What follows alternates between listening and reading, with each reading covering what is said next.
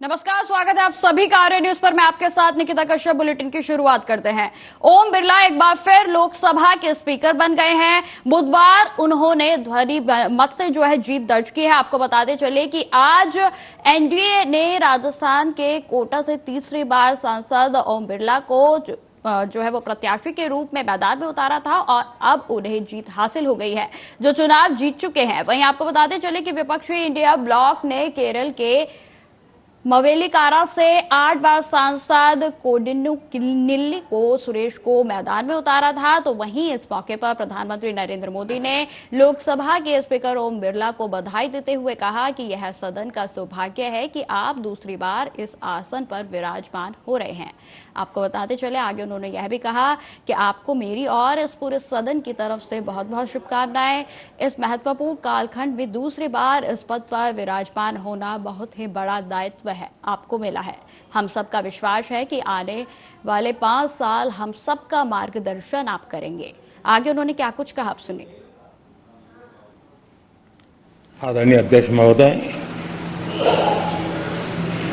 ये सदन का सौभाग्य है कि आप दूसरी बार इस आसन पर विराजमान हो रहे हैं। आपको और इस पूरे सदन को मेरी तरफ से मैं बहुत बहुत बधाई देता हूं।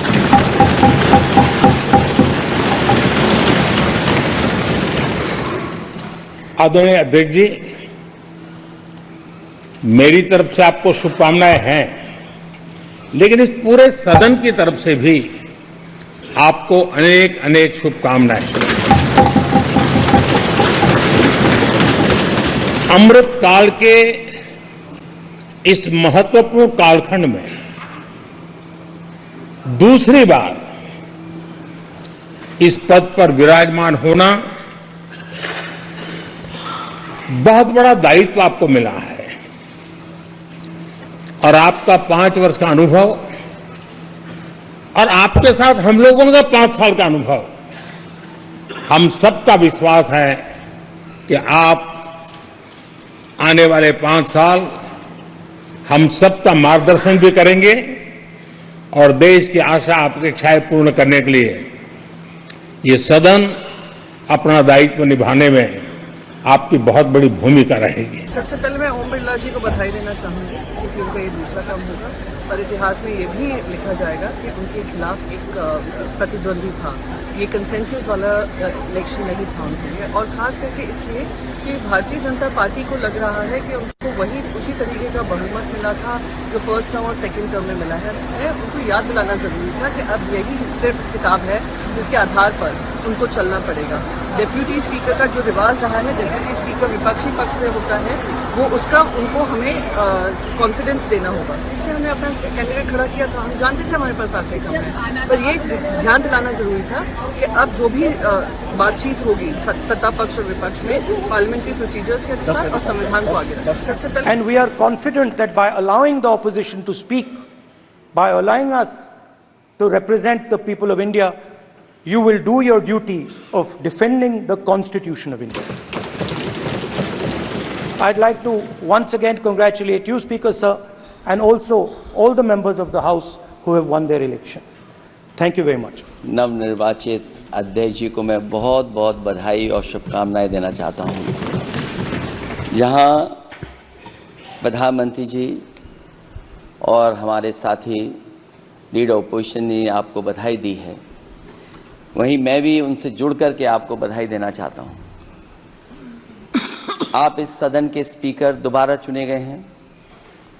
आपके पास 5 साल का जहां अनुभव रहा है, वहीं आपके पुराने और नए सदन का भी आपको अनुभव रहा है। मैं अपनी तरफ से, अपने साथ के सभी सदस्यों की तरफ से बहुत बहुत बधाई और शुभकामना देता हूं। जिस पद पर आप बैठे हैं, इससे बहुत गौरवशाली परंपराएं जुड़ी हुई हैं और हम सब यही मानते हैं कि बिना भेदभाव के आगे बढ़ेगा और लोकसभा के अध्यक्ष के रूप में आप हर सांसद और हर दल को बराबरी का मौका और सम्मान देंगे। निष्पक्षता इस महान पद की महान जिम्मेदारी है। आप लोकतांत्रिक न्याय के मुख्य न्यायाधीश की तरह बैठे हैं। हम सबकी आपसे अपेक्षा है कि किसी भी जनप्रतिनिधि की आवाज दबाई न जाए और ना ही निष्कासन जैसी कार्रवाई दोबारा सदन की गरिमा को ठेस पहुंचाएं। आपका अंकुश विपक्ष पे तो रहता ही है, लेकिन आपका अंकुश सत्ता पक्ष पे भी रहे। ध्वनि मत से ही चुनना है अभी उनको आने वाले दिनों में। देखिए, एक परंपरा है, हमने विरोध तो नहीं किया, लेकिन एक परंपरा है कि चुनाव नहीं होना चाहिए। हमने ये भी दिखाया कि हम आपके सामने खड़े रहेंगे और हैं, लेकिन डिवीजन की मांग नहीं की और बहुत ही शांतिपूर्ण तरीके से ओम बिरला जी को विरोध क्यों है? यही लोकसभा अध्यक्ष है जो एक झटके में 100 से ज्यादा सांसदों को निलंबित कर रहा है। And we are एक बाइट और होगी ना लेडीज की।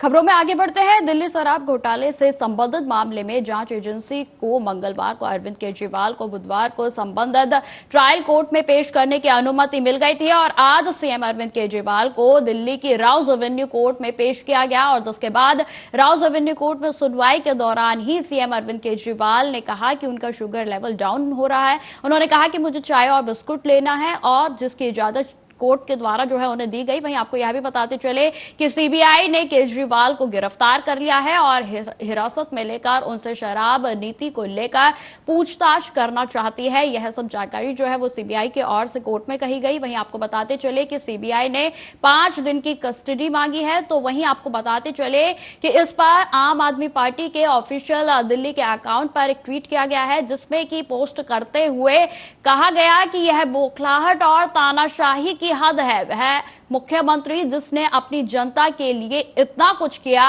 आज उसे सिर्फ इसलिए परेशान किया जा रहा है क्योंकि उसने तानाशाह के आगे झुकने से मना कर दिया।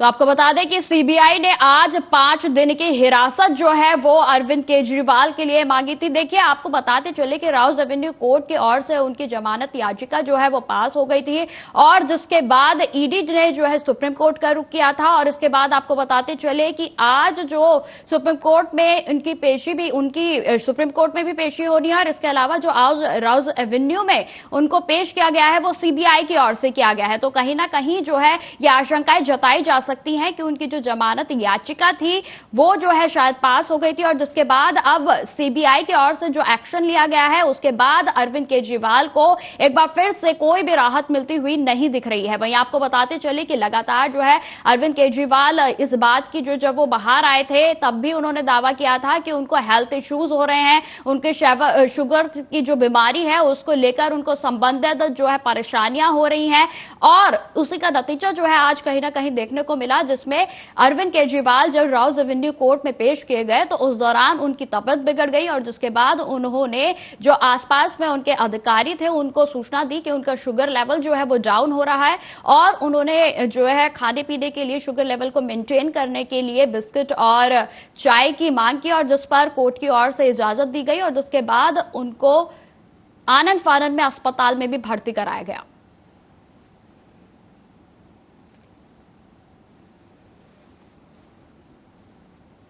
इसी खबर पर अधिक जानकारी के साथ राजीव हमारे संवाददाता हमारे साथ जुड़ गए हैं। तो राजीव, जिस तरीके से आज सीबीआई की ओर से राउज एवेन्यू कोर्ट में अरविंद केजरीवाल को पेश किया गया, क्या कुछ ताजा अपडेट सामने आ रहा है इस पर? पर बात करें जिस तरीके से शराब घोटाले मामले के अंदर लगातार अब ईडी के साथ साथ सीबीआई की भी एंट्री हो चुकी है, क्योंकि कल शाम जिस तरीके से दिल्ली के तिहाड़ जेल के अंदर अरविंद केजरीवाल से सीबीआई के द्वारा पूछताछ की गई और पूछताछ के बाद उनको कस्टडी के अंदर लिया गया और आज सीबीआई के द्वारा राउरकेला कोर्ट के अंदर अरविंद केजरीवाल को पेश भी किया गया, जहां पर उनका शुगर लेवल जो है बिगड़ता नजर आया, इस तरह से उनकी तबियत भी खराब होती हुई नजर आई। अगर यहाँ पर बात करें जिस तरीके से अब शराब नीति के मामले के अंदर लगातार कहीं ना कहीं अरविंद केजरीवाल की मुश्किलें जो है वो बढ़ती हुई नजर आ रही है, क्योंकि ईडी के द्वारा पहले ही उनकी कस्टडी ली जा चुकी थी और उनको जेल में रखा गया है, मगर अब सीबीआई जो है वो भी कहीं ना कहीं उनको कस्टडी में अपने ले चुकी है, जिसकी वजह से कहीं ना कहीं मुश्किलें जो है और ज्यादा बढ़ती हुई नजर आ रही है। जी राजीव, जिस तरीके से लगातार अरविंद केजरीवाल की मुश्किलें जो है अब बढ़ती हुई नजर आ रही है और इसी बीच उनकी जो तबियत है वो भी अब बिगड़ रही है, इसको लेकर क्या कुछ जानकारी है? देखिए, यहाँ पर बात करें अरविंद केजरीवाल की, तो अरविंद केजरीवाल की मुश्किलें जो है वाकई में ही कम होती हुई नजर नहीं आ रही है, क्योंकि शराब नीति मामले के अंदर पहले ही वो ईडी के द्वारा गिरफ्तार हो चुके हैं और अब सीबीआई का भी शिकंजा जो है वो कसा जा चुका है और दूसरी तरफ यहाँ पर उनकी तबियत जो है वो भी बिगड़ती नजर आ रही है, क्योंकि जिस तरीके से शुगर लेवल जो है उसका कंट्रोल नहीं हुआ, जिसकी वजह से आज उनकी कोर्ट के अंदर भी उसकी तबियत खराब हुई, जिसकी वजह से कहीं ना कहीं उनको बिस्किट और चाय पी दी है, जिससे कहीं ना कहीं उनकी तबियत में थोड़ा सा सुधार आ सके। मगर कहीं ना कहीं मुश्किल जो है वो वाकई में ही बढ़ चुकी है और इस मुश्किलों को लेकर कहीं ना कहीं आम आदमी पार्टी जो है कहीं ना कहीं अरविंद केजरीवाल के लिए राहत की उम्मीद करती नजर आ रही है, पर राहत जो है वो नहीं मिलती नजर आ रही है। अब देखना होगा जिस तरीके से निचली हालत के अंदर जिस तरीके से आम आदमी पार्टी के संयोजक अरविंद केजरीवाल को राहत मिली थी, मगर उसके बाद ईडी जो है हाईकोर्ट पहुंच चुकी है, उसके बाद जो निचली अदालत का जो आदेश था उसको भी कहीं ना कहीं कहते रोक दिया गया है, तो साफ रहेगा मुश्किलें जरूर बढ़ी हुई है और आम आदमी पार्टी की तरफ से भी अब सुप्रीम कोर्ट का दरवाजा खटखटाने की बात की गई है। तो देखना होगा कि केजरीवाल को वाकई में कोई राहत मिल पाती है, मगर ईडी के साथ साथ अब सीबीआई का रोल भी आ चुका है, तो दोहरी मुश्किल जो है वो कहीं ना कहीं आम आदमी पार्टी के संयोजक अरविंद केजरीवाल की बनती भी नजर आ रही है। जी राजीव, इस बीच सबसे बड़ा सवाल जो है वो यही है कि आखिर कब तक सीएम अरविंद केजरीवाल जेल से रिहा हो पाएंगे? राजीव, देखिए, यहाँ पर बात करें अरविंद केजरीवाल की, तो अरविंद केजरीवाल की मुश्किलें जिस तरीके से बढ़ रही है उससे साफ जाहिर होता है कि अभी अरविंद केजरीवाल की मुश्किलें कम होने वाली नहीं है, क्योंकि जिस तरीके से अभी तक लगभग कह सकते हैं ईडी की शिकंजा कसा हुआ था और ईडी बार बार सबूतों को पेश करने की कोर्ट में कोशिश कर रही थी, मगर अब जिस तरीके से सीबीआई की भी एंट्री हुई है उससे साफ जाहिर है कहीं ना कहीं अरविंद केजरीवाल अभी साल डेढ़ साल से पहले कहते हैं एक तो सीबीआई की कस्टडी से बाहर नहीं आ सकते हैं। तो कहीं ना कहीं ये कह सकते हैं कि जिस तरीके से मनीष सिसोदिया की गिरफ्तारी पहले से ही लगभग 2 साल से ज्यादा का समय हो चुका है, मगर अब अरविंद केजरीवाल की भी शायद गिरफ्तारी उसी प्रकार से चलती हुई नजर आएगी, जिस तरीके से कोशिश ये की जाएगी कि उनको जेल में रखा जाए। मगर यहाँ पर मनी लॉन्ड्रिंग मामले को लेकर जिस तरीके से विवाद पड़ा हुआ है ये अभी तक स्पष्ट नहीं हो पा रहा है कि ईडी के हाथ में कितने सबूत है और सीबीआई के हाथ ऐसे कौन से सबूत लगे हैं जिसके तहत उनको गिरफ्तार किया गया है। जी राजीव, जिस तरीके से 5 दिन की जो हिरासत की मांग की गई है, तो इस बीच क्या लगता है कि 5 दिन के बाद क्या कोई अच्छी खबर आम आदमी पार्टी के सीएम अरविंद केजरीवाल के लिए आ सकती है? देखिए, यहाँ पर बात करें इस तरीके से आज कोर्ट के अंदर सीबीआई के द्वारा 5 दिन की कस्टडी जरूर मांगी गई, मगर यहाँ पर बात करें 5 दिनों की कस्टडी के बाद क्या कुछ उम्मीदें नजर आ सकती है ये अभी तक स्पष्ट नहीं है। दूसरा यहाँ पर बात करें जिस तरीके से कल भी तिहाड़ जेल के अंदर भी सीबीआई पहुंची थी, वहां पर भी लगभग 1 से 1.5 घंटे की पूछताछ की गई, जिसके बाद कहीं ना कहीं सीबीआई की तरफ से ये कहा गया कि उनको अरविंद केजरीवाल को अपनी कस्टडी में ले रहे हैं, मगर यहाँ पर 5 दिनों में जो कस्टडी दी गई है कोर्ट की तरफ से उसमें भी क्या राहत मिल पाएगी या फिर कहे जो सीबीआई के द्वारा कुछ सबूत लग पाएंगे, ये तो 5 दिन के बाद ही स्पष्ट हो पाएगा। मगर कहीं ना कहीं आम आदमी पार्टी के मुखिया अरविंद केजरीवाल की मुश्किलें बिल्कुल बढ़ चुकी है और देखना होगा कि जो पासवर्ड जो अभी तक मोबाइल का ईडी के द्वारा नहीं किया गया था, अरविंद केजरीवाल के द्वारा ईडी को नहीं किया गया था, क्या सीबीआई भी उसी मोबाइल के पासवर्ड का मांगने की कोशिश करेगी? अगर पासवर्ड नहीं मिलता है तब कहीं ना कहीं और ज्यादा शिकंजा जो है कसा जा सकता है। जी ठीक है राजीव, तमाम जानकारी के लिए आपका बहुत बहुत धन्यवाद। खबरों में आगे बढ़ते हैं। दिल्ली में पानी के संकट को लेकर भूख हड़ताल पर बैठी मंत्री आतिशी की तबीयत 25 जून की रात को खराब हो गई थी और तबीयत बिगड़ने पर उन्हें एलएनजेपी अस्पताल में लाया गया था। आपको बताते चले कि भूख हड़ताल के 5वें दिन आतिशी की तबीयत बिगड़ गई थी और जिसके बाद आतिशी 4 दिनों से जो है अनिश्चितकालीन हड़ताल पर थी और जिसके बाद 5वें दिन उनकी तबीयत खराब हो जाने के कारण उन्हें अस्पताल में भी भर्ती कराया गया, क्योंकि लगातार आम आदमी पार्टी की ओर से यही दावा किया जा रहा था कि हरियाणा की जो सरकार है उसने दिल्ली के हिस्से का पानी जो है वो रोक रखा है और जिसको लेकर लगातार आम आदमी पार्टी की जल मंत्री आतिशी की ओर से अनशन किया जा रहा था। वहीं आपको बताते चले कि आम आदमी पार्टी की ओर से बताया गया है कि आतिशी का जो ब्लड शुगर लेवल है वो आधी रात को बिगड़ गया था और जिसके कारण उनकी जो तबीयत है वो बहुत ज्यादा बिगड़ गई थी। वहीं आपको बता दें कि आज सपा प्रमुख अखिलेश यादव दिल्ली की मंत्री और आप नेता आतिशी से मिलने एलएनजेपी अस्पताल पहुंचे और साथ ही पूर्व सांसद व सीपीआई नेता वृंदा करात भी एलएनजेपी अस्पताल में आतिशी से मिलने पहुंची। यहाँ पर जल मंत्री आतिशी जी से मिलने आया था और उनका स्वास्थ्य की जानकारी लेने के लिए मैं आया था। वो बहादुर तो हैं ही, लेकिन वो अपने लोगों के लिए लड़ना भी जानती हैं। जल मंत्री के साथ साथ वो दिल्ली को कैसे और दिल्ली के लोगों के समस्याओं का कैसे समाधान करें, उसके लिए लगातार वो लड़ती रही हैं। मुझे याद आ रहा है जिस समय बीजेपी की सरकार बनी थी और उनके प्रधान सांसद जी ने ये कहा था कि मैं मुख्यमंत्री रहा हूं और मुख्यमंत्री की मैं तकलीफ और परेशानियों को जानता हूं, लेकिन जब से बीजेपी की सरकार बनी है दिल्ली में, मुख्यमंत्रियों की तकलीफ बढ़ी है, परेशानियां बढ़ी हैं। जो दिल्ली सरकार से सहयोग और मदद मिलनी चाहिए, उन मददों को भी सरकार ने नहीं पूरा किया और वहीं भेदभाव और अन्याय लगातार दिल्ली की सरकार ने किया है। और दिल्ली की सरकार ने तो खासकर, अब दिल्ली की सरकार में कंफ्यूज ना हो, केंद्र सरकार ने सबसे ज्यादा भेदभाव अगर किसी के साथ किया है तो वो दिल्ली सरकार के साथ और खासकर अरविंद केजरीवाल जी के साथ। मैं आतिशी जी से मिलने आई थी। बहुत बहादुरी के साथ वो लड़ रही है दिल्ली की जनता के लिए और ये बहुत ही खेद की बात है कि इसको सेंट्रल गवर्नमेंट और विशेषकर एलजी की जो दायित्व होता है कि दिल्ली की जनता की जो पानी के साथ भेदभाव की नीति अपना रहे हैं, उसके बारे में कतई कोई फर्क नहीं पड़ा उनको, जबकि ये जनता की लड़ाई है, ये केवल आतिशी जी की लड़ाई नहीं है और बहुत बहादुरी के साथ लड़ी है।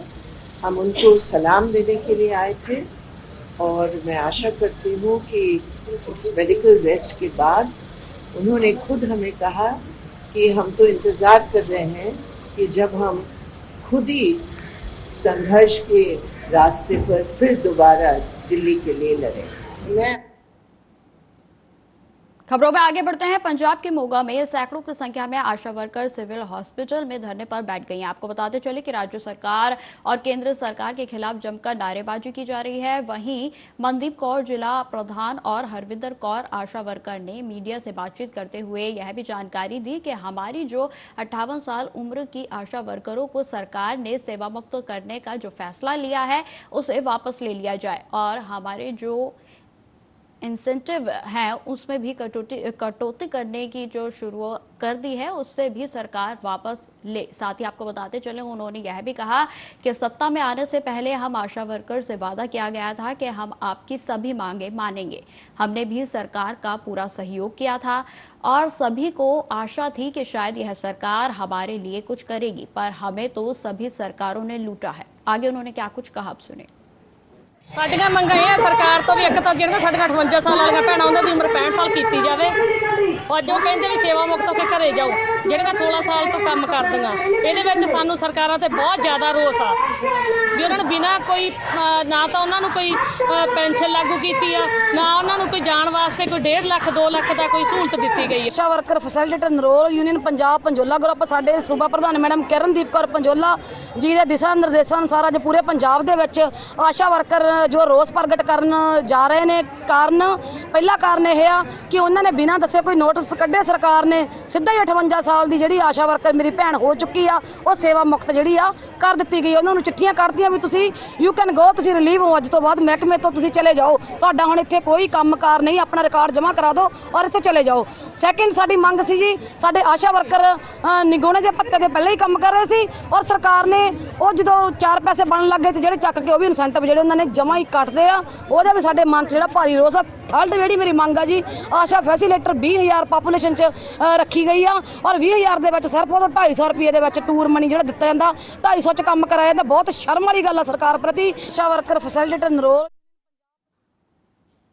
खबरों में आगे बढ़ते हैं। संसद सत्र के दूसरे दिन मंगलवार यानी 25 जून को भी सांसदों को शपथ दिलाई गई थी और सांसदों के शपथ के दौरान सांसदों ने अलग अलग नारे भी लगाए थे। वहीं आपको बताते चले कि राहुल गांधी ने शपथ के बाद जय हिंद, जय भारत, जय संविधान का नारा लगाया और साथ ही साथ हैदराबाद से AIM के सांसद ने जय फिलिस्तीनी का नारा लगाया, माफ कीजिए, फिलिस्तीन का नारा लगाया। और वहीं बरेली से भाजपा सांसद छत्रपाल गंगवार ने हिंदू राष्ट्र की जय का नारा लगाया, जिसके बाद अब केंद्रीय मंत्री गिरिराज सिंह की ओर से इस पर प्रतिक्रिया सामने आई है, जिसमें गिरिराज सिंह ने कहा कि शपथ के समय असदुद्दीन ओवैसी ने जैसे शपथ ली है वो देश का अपमान है। फिलिस्तीन जिंदाबाद, जय फिलिस्तीन कहना ये कानून में अपराध है, उन पर कानूनी कार्रवाई होनी चाहिए। आगे उन्होंने क्या कुछ कहा, आप सुनिए। मैं संभालने वाला हूं, इसके फराइज और वफादारी से अंजाम दूंगा। जय भीम, जय मीम, जय तेलंगाना, जय फलस्तीन, तकबीर, अल्लाह अकबर। जो ओथ के दिन ओवैसी ने जो ओथ लिया है, देश को अपमान किया है। फिलिस्तीन जिंदाबाद, जय फिलिस्तीन कहना ये कानूनन अपराध है और उन पर कानूनी कार्रवाई होनी चाहिए। वो देश को सीरिया बना देना चाहते हैं। यो देश में उनके अंदर गजवाए हिंद की जो बात चल रही है, इसलिए मैं ये भी कहूंगा कि ओवैसी पर कार्रवाई होनी चाहिए और कठोर कार्रवाई। मैं संभालने वाला हूं, इसके फराइज और वफादारी से अंजाम।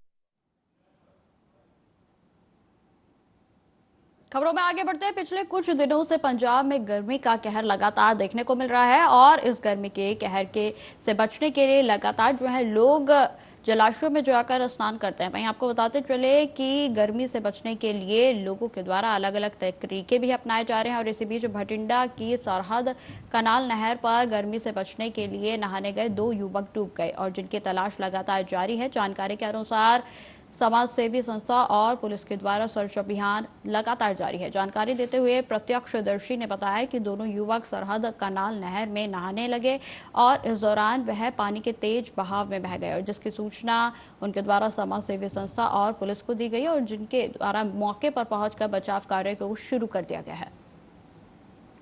ਉਹਨਾਂ ਨੂੰ ਮਨਾ ਕੀਤਾ ਵੀਰੇ ਨਾ ਨਾਓ, ਬਹੁਤ ਡੂੰਘਾ ਜੀ, ਪਾਣੀ ਦਾ ਬਹਾਵ ਬਹੁਤ ਤੇਜ਼ ਆ। ਜੇ ਉਹਨਾਂ ਨੂੰ ਕਿਹਾ ਉਹ ਸਾਡੇ ਨਾਲ ਹੀ ਜੀ ਬੋਲਣ ਲੱਗੇ ਕਿ ਤੁਸੀਂ ਕੀ ਲੈਣਾ, ਅਸੀਂ ਆਪ ਦਾ ਨਾਮ ਨਾ ਆਇਆ। ਹੁਣ ਡਰਿੰਕ ਕਰਦੇ ਆ, ਪੀ ਕੇ ਨਹਾਉਂਦੇ ਆ ਵੀਰੇ।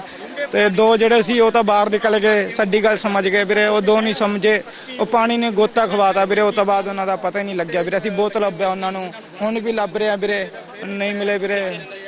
हाँ जी वीरे, जनता नगर ने या कोई नहीं ठीक करो सी वीरे, बाद में करे सी ठीक है जी। हाँ जी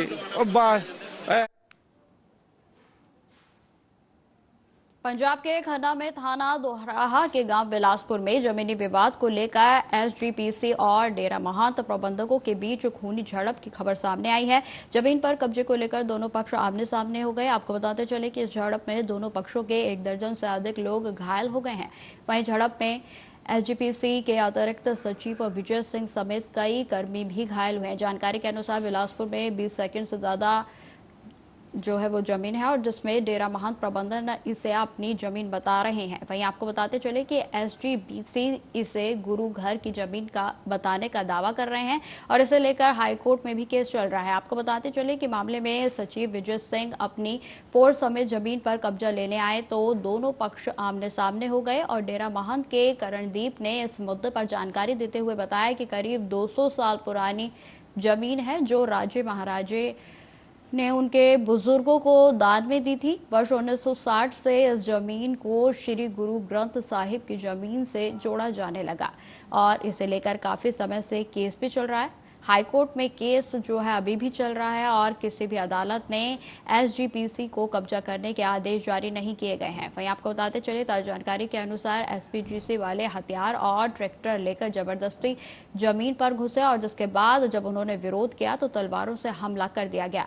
उनके लोग जो है वो कई घायल हुए हैं और वहीं उन्होंने यह भी जानकारी दी कि घायलों का हाल जानने के लिए SPGC के अध्यक्ष एडवोकेट हरजिंदर सिंह धामी सिविल अस्पताल पहुंचे और उन्होंने DSP पायल से मामले की उचित कार्रवाई करने की मांग की। ਅੱਜ ਸਾਨੂੰ ਨੀਅਰ ਅਬਾਊਟ 10 ਵਜੇ 10:15 ਵਜੇ ਦਰਾਹੇ ਥਾਣੇ ਇਨਫੋਰਮੇਸ਼ਨ ਆਈ ਕਿ ਬਿਲਾਸਪੁਰ ਵਿੱਚ ਦੋ ਧਿਰਾਂ 'ਚ ਆਪਸ ਝਗੜਾ ਹੋਇਆ ਹੈ। ਉੱਥੇ ਜਾ ਕੇ ਜਦੋਂ ਮੌਕੇ ਤੇ ਪਤਾ ਲੱਗਿਆ ਤਾਂ ਇੱਥੇ ਕੋਈ ਆਪਣੇ SGPC ਅਤੇ ਜਿਹੜੇ ਉੱਥੇ ਮਹੰਤ ਰਹਿੰਦੇ ਨੇ ਇਹਨਾਂ ਵਿੱਚ ਕੋਈ ਲੈਂਡ ਦਾ ਰੌਲਾ ਸੀਗਾ ਜੋ ਕਿ ਹਜੇ ਮੈਟਰ ਹਾਈ ਕੋਰਟ ਚੱਲ ਰਿਹਾ ਹੈ। ਹਜੇ ਜਿਹੜੇ ਬੰਦੇ ਜ਼ਖਮੀ ਹੋਏ ਸੀ ਉਹ ਹਜੇ ਹਸਪਤਾਲ ਦਾਖਲ ਨੇ ਤੇ MLR ਆਉਣ ਤੇ ਦੋਨਾਂ ਦੀਆਂ मतलब दोनों ਧਿਰਾਂ ਦੇ ਬਿਆਨ ਲਿੱਤੇ ਜਾਣਗੇ ਜੀ ਤੇ ਨੈਕਸਟ ਜੋ ਨੈਸੈਸਰੀ ਐਕਸ਼ਨ ਹੋਗਾ ਉਹ ਲਿੱਤਾ ਜਾਵੇਗਾ ਜੀ। ਆਲਰੇਡੀ ਭਾਵੇਂ ਕਾਗਜ਼ਾਂ ਸਾਡੇ ਕੋਲੇ ਚੱਲ ਰਿਹਾ ਪਰ ਉਹਦੇ ਸੰਬੰਧ ਚ ਆਏ ਸੀ ਉਹਦੇ ਵਿੱਚ ਇਹ ਕਿਉਂਕਿ ਜਿਹੜੇ ਕਬਜ਼ਾ ਕਿਸੇ ਕੋ ਹੁੰਦਾ ਛਡਾਉਣ ਦੀ ਚੀਜ਼ ਛੱਡਣੀ ਹੁੰਦੀ ਆ ਤੇ ਮੈਂ ਸਮਝਦਾ ਰੁਕੀ ਨੇ ਹੋ ਗਈ ਗੱਲ ਜਿਹੜੀ ਝੜਪ ਹੋਈ ਹੈ ਜੀ ਝੜਪ ਫਿਰ ਇਹ ਗਲਤ ਹੈ ਨਾ ਹੁਣ ਜਿਹੜੇ ਝੜਪ ਕਿਉਂਕਿ ਸ਼੍ਰੋਮਣੀ ਕਮੇਟੀ ਦਾ ਕਬਜ਼ਾ ਸ਼੍ਰੋਮਣੀ ਕਮੇਟੀ ਜ਼ਿਆਦਾ ਤੇ ਅੱਗੇ ਜਿੱਥੇ ਉਹ ਸਾਰਾ ਕੁਝ ਆ ਤੇ ਫਿਰ ਜੇ ਆਪਾਂ ਕਬਜ਼ੇ ਦੇ ਵਿੱਚ ਆ ਕੇ ਕੋਈ ਦਖਲਅੰਦਾਜ਼ੀ ਕਰੂਗਾ ਤੇ ਨੈਚੁਰਲੀ ਫਿਰ ਦਖਲਅੰਦਾਜ਼ੀ ਤਾਂ ਹੋਣੀ ਦੀ ਘੜੀ ਤਾਂ ਅਸੀਂ ਆਪਣੇ ਪਹਿਲਾਂ ਇਹਨਾਂ ਦੇ ਕਰਮਚਾਰੀ ਜਿਹੜੇ ਵਿਚਾਰੇ ਪੱਟੜੇ ਇਹਨਾਂ ਦੀ ਖਬਰ ਲੈਣਾ। ਮਸਲਾ ਕੁਛ ਨਹੀਂ ਜੀ, ਸਾਡੀ ਜ਼ਮੀਨ ਜਿਹੜੀ ਉਹ ਸਾਡੇ ਹੱਕ 'ਚ ਹੋਈ ਹਾਈ ਕੋਰਟ ਵੱਲੋਂ ਸੁਪਰੀਮ ਕੋਰਟ ਸਾਰੇ ਫੈਸਲੇ ਸੰਸਥਾ ਦੇ ਹੱਕ 'ਚ ਨੇ। ਇਹ ਜ਼ਮੀਨ ਜਿਹੜੀ ਆ ਗੁਰਦੁਆਰਾ ਮੰਜੀ ਸਾਹਿਬ ਦੇ ਨਾਲ ਅਟੈਚ ਆ। ਅੱਜ ਦੀ ਤਾਂ ਹੈਗੀ ਸਾਡੀ ਆ, ਅਸੀਂ ਕੋਈ ਕਬਜ਼ਾ ਲੈਣ ਥੋੜਾ ਆਏ ਆ, ਅਸੀਂ ਤਾਂ ਆਪਣੀ ਜ਼ਮੀਨ ਨੂੰ ਵਾਹੁਣ ਆਏ। ਜੇ ਅੱਗੋਂ ਉਹ ਸਾਨੂੰ ਖਲੋਤਿਆਂ ਸਾਨੂੰ ਕਿਰਪਾਨਾਂ ਮਾਰੀਆਂ ਉਹਨਾਂ ਨੇ ਰੱਜੇ ਨਸ਼ੇ ਦੇ ਨਾਲ ਉਹਨਾਂ ਨੇ ਕਿਰਪਾਨਾਂ ਚਲਾਈਆਂ। ਸਾਡੇ ਮੇਰੇ ਮੁਲਾਜ਼ਮ ਵੀ ਜ਼ਖਮੀ ਕੀਤੇ ਆ ਔਰ ਮੈਨੂੰ ਵੀ ਜ਼ਖਮੀ ਕੀਤਾ। ਸਕੱਤਰ ਸਾਹਿਬ ਕਿੰਨੀ ਜ਼ਮੀਨ ਹੈ ਜੀ? 2.5 ਕਿੱਲੇ। ਉਹ ਪਿੰਡ ਦੇ ਹੈਗੇ ਨੇ, ਕੋਈ ਆਪਣੇ ਆਪ ਨੂੰ ਮੰਤ ਕਹਿੰਦੇ ਨੇ ਨਾ ਜੀ। ਤੇ ਉਹ ਜਦੋਂ ਸੁਪਰੀਮ ਕੋਰਟ ਦਾ ਫੈਸਲਾ ਹੋ ਗਿਆ, ਹਾਈ ਕੋਰਟ ਦਾ ਫੈਸਲਾ ਹੋ ਗਿਆ, ਨਾਲੇ गुरु ग्रंथ साहब के नाम जमीन। तो फिलहाल इस बुलेटिन में इतना ही। देश दुनिया की तमाम खबरों की जानकारी के लिए बने रहे हमारे साथ। नमस्कार।